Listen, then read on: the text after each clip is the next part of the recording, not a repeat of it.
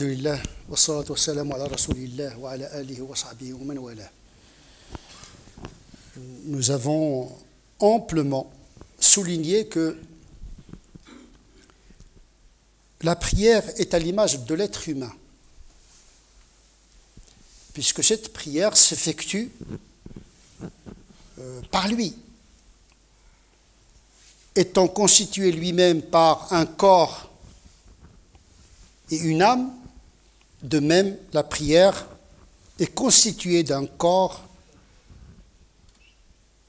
et constituée d'un esprit, à l'image de l'être humain.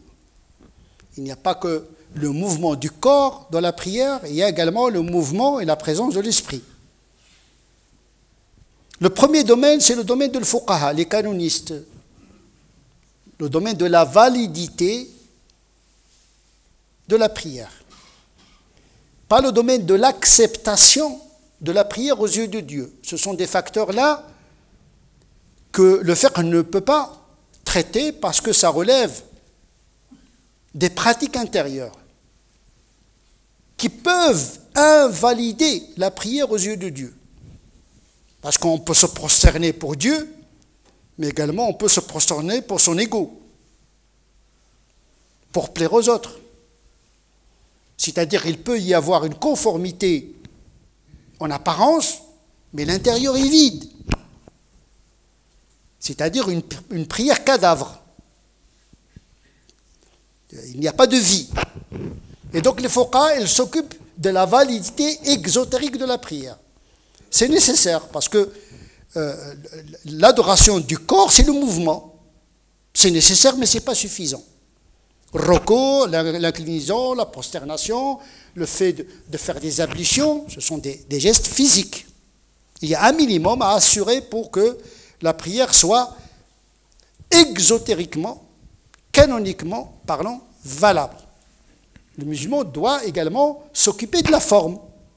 C'est très important la forme. Mais la forme, c'est comme un contenant, c'est un récipient. Une fois que tu as le récipient, il faut le remplir par quelque chose. Tu as l'assiette, mais tu n'as pas le repas, d'une certaine manière. L'assiette est nécessaire, mais n'est pas suffisante. Et donc, effectivement, il faut s'occuper de l'esthétique de la prière, parce que c'est une esthétique.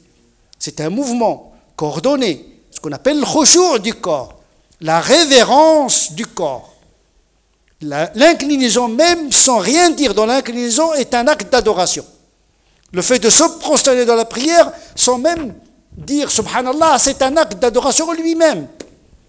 Parce que c'est une salutation de révérence.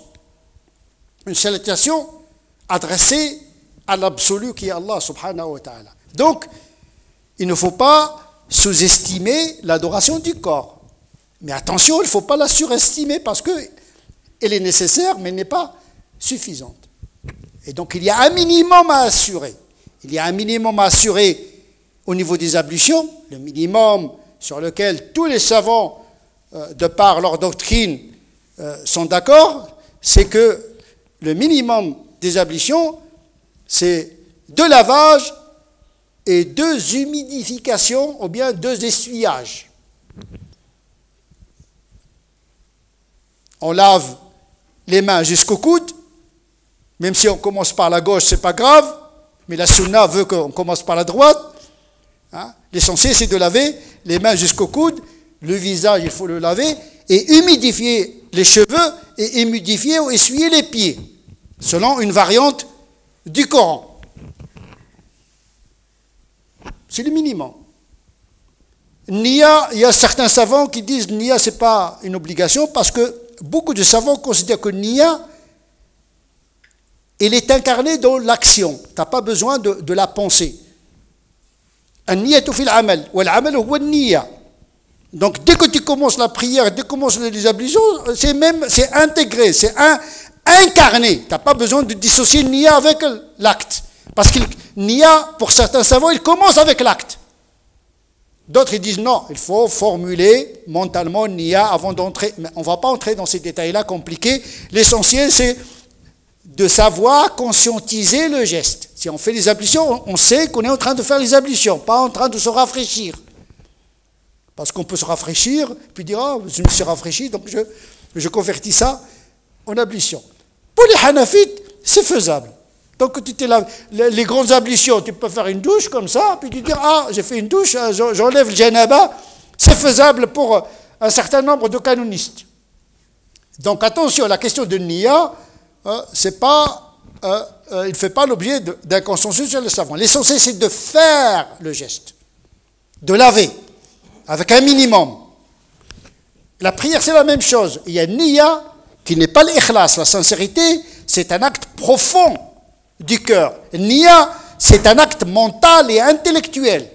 Ce n'est pas la même chose. L'ikhlas, c'est purifier le geste de toute ostentation. Là, on est dans la pratique du cœur. Nia, c'est une conscientisation, presque intellectuelle. L'ikhlas dans Nia, purifier l'intention, c'est un acte du cœur qui consiste à faire l'acte abstraction faite du regard des humains. On ne prolonge pas la prière en public, on la raccourcit en privé parce qu'on est à l'abri des regards, on escamote la prière parce que personne ne nous regarde, on oublie le regard de Dieu, mais devant les gens, on fait une prière très longue. Ou bien venir à la mosquée pour que les gens vous disent « Ah, alhamdoulilah, c'est un bon musulman ». En vérité, tu fais un acte en apparence pour Dieu, mais dont l'intention n'est pas pour Dieu. Par contre, le khushu', c'est autre chose. Il y a l'ikhlas, la sincérité. Le khushu', la révérence, c'est un autre état, une pratique du cœur. Le khushu', c'est la révérence, c'est-à-dire une sérénité, un calme intérieur, je dirais même un tremblement du cœur intérieur devant la présence d'Allah subhanahu wa ta'ala. Cela suppose la sensation de la présence de Dieu. Le khushu', la vénération et la révérence, qui suppose la présence devant une majesté. Le summum de cette révérence, de ce khushu', on a vu le khushu' du corps, c'est-à-dire des mouvements calmes, des mouvements sereins. Le khushu' du cœur, c'est autre chose. C'est adorer Dieu comme si tu le voyais. Si tu n'arrives pas, eh bien, sache que Dieu, lui, t'observe. Le summum, c'est faire une prière en présence de Dieu lui-même, pas une présence théorique, pas une présence supposée, mais une présence réelle. I'budillah ka'annaka tara. Adore Dieu comme si tu le voyais. Ça, c'est le summum de l'khushu'. C'est-à-dire quand on sait qu'on est en train de prier Dieu devant lui, l'effet est considérable. L'effet est considérable.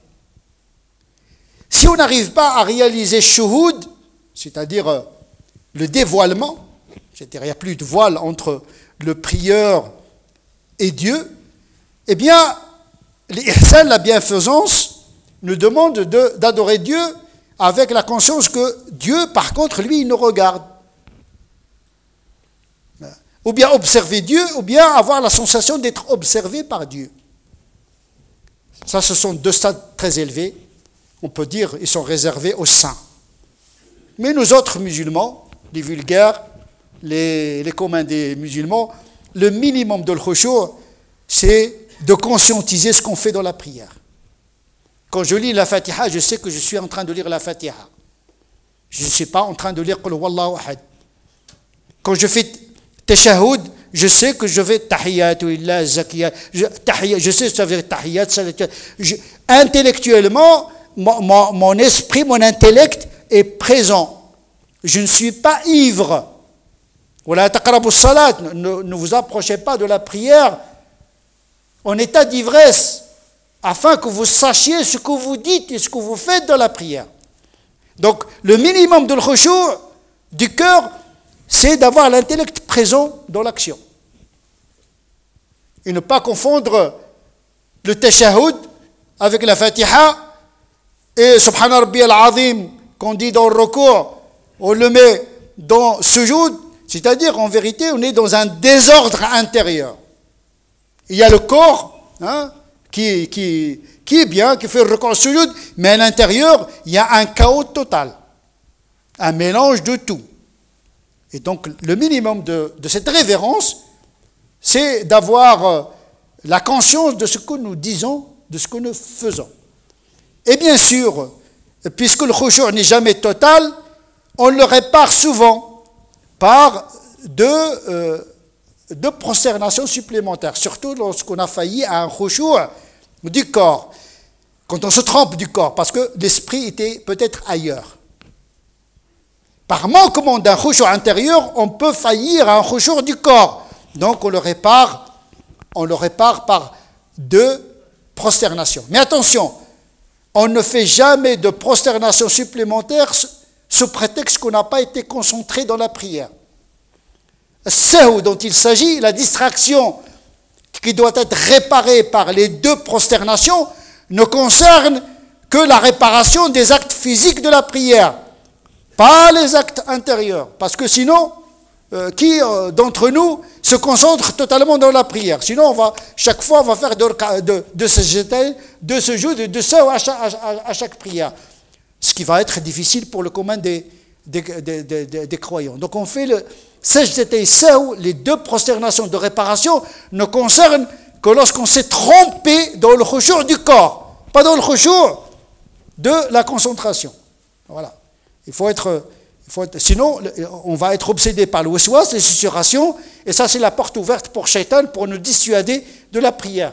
Et donc, effectivement, en tout cas, le musulman doit faire l'effort au moins de réaliser le khushu', au moins dans une raka'a, dans une sajda. Il ne faut pas qu'il passe toute la prière dans la distraction totale. Il ne sait pas ce qu'il a fait, ce qu'il a lu, qu'est-ce qu'il a fait dans le dua. Il ne sait même pas de quel dua il a formulé dans la prière.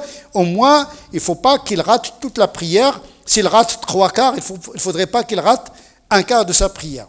نسأل الله عز وجل أن يجعلنا من الذين يستمعون القول فيتبعون أحسنه أولئك الذين هداهم الله وأولئك هم أولو الألباب اللهم اهدنا فيمن هديت وعافنا فيمن عافيت اللهم أعنا على ذكرك وشكرك وحسن عبادتك اللهم ربنا آتنا في الدنيا حسنة وفي الآخرة حسنة وقنا عذاب النار اللهم صل على سيدنا محمد وعلى آل سيدنا محمد كما صليت على سيدنا إبراهيم وعلى آل سيدنا إبراهيم وبارك على سيدنا محمد وعلى آل سيدنا محمد كما باركت على سيدنا إبراهيم وعلى آل سيدنا إبراهيم في العالمين إنك حميد مجيد سبحان ربك رب العزة عما يصفون وسلام على المرسلين والحمد لله رب العالمين.